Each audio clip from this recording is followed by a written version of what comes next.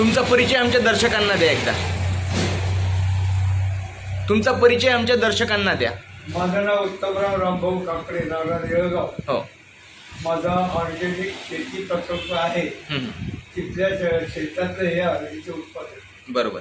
तर आता हे तुम्ही हळदीचं जे उत्पादन आहे हे आमचे माननीय निलेशजी भुताडा साहेब यांना तुम्ही गिफ्ट देत आहात, म्हणजे उपहार स्वरूपामध्ये देत आहात. तर या हळदीचं महत्त्व काय आहे आणि ही ऑर्गॅनिक हळद जी आहे याची तुम्ही निर्मिती कशी केली याबद्दल थोडक्यात सांगा.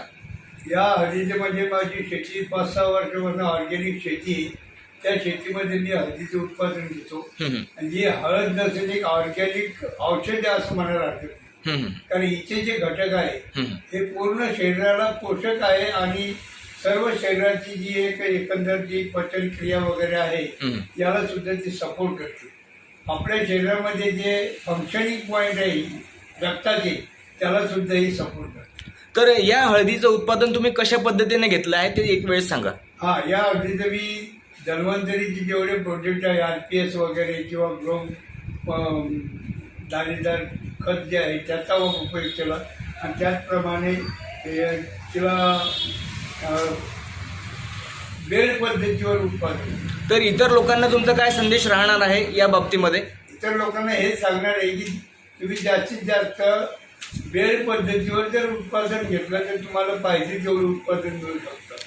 आणि एवढंच की त्याला जे घटक असतात, शेती सध्या फार बंजर झालेली आहे आणि शेतीमध्ये जर तिला उत्पादन शक्ती वाढवायची असेल तर धन्वंतरीचे जे प्रोडक्ट आहे RPS वगैरे हे उपयोगात घेतल्याशिवाय शेती मऊ होणार नाही. तर सर तुमचं काय मनोगत आहे या विषयी? काकांनी या वयामध्ये 78 वर्षाच्या वयामध्ये त्यांनी अशा पद्धतीने म्हणजे लोक स्वतःसाठी करतात ऑर्गॅनिक आणि स्वतःपुरतंच मर्यादित ठेवतात.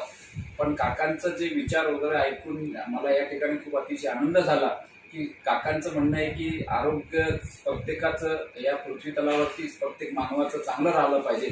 या दृष्टिकोनातून ऑर्गॅनिक शेतीच्या माध्यमातून जी जी काही वस्तू मला तयार करता येईल ती लोकांपर्यंत पोहोचवण्याचा आनंद मिळतो तो मला अतिशय म्हणजे एका मंदिरात गेल्यावर नाही मिळत. पण तो हा ऑर्गॅनिक पद्धतीने जो मी निर्माण करत असलेल्या जे काही वस्तू आहेत त्या मी लोकांपर्यंत पोहोचवण्याचा मला जो आनंद मिळतो की त्याच्यासारखी दुसरी पूजा कुठलीच नाही आहे.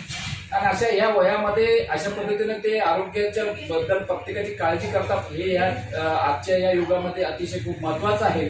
आणि अशाच पद्धतीने जर भारतातल्या प्रत्येक नागरिकाने 1-2 एकर जर ऑर्गॅनिक पद्धतीने जर शेती केली तर याच्यामध्ये प्रत्येकापर्यंत हे अशा पद्धतीचे काही वस्तू ज्या शेतीच्या एक माध्यमातून तयार करता येतील आणि त्या प्रत्येकाच्या पर्यंत जर पोहोचल्या तर त्या ठिकाणी प्रत्येकाचं आरोग्य चांगलं राहण्याच्या दृष्टिकोनातून एक नवीन पाऊल आपण पुढे पडतोय.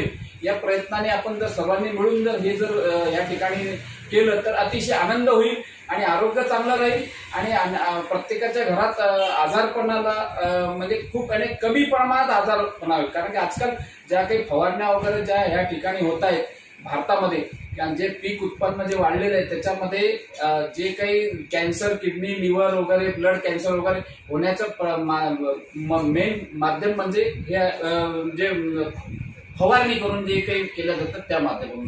त्यामुळे मी काकांचं अभिनंदन करतो आणि काकांना खूप खूप धन्यवाद देतो. धन्यवाद.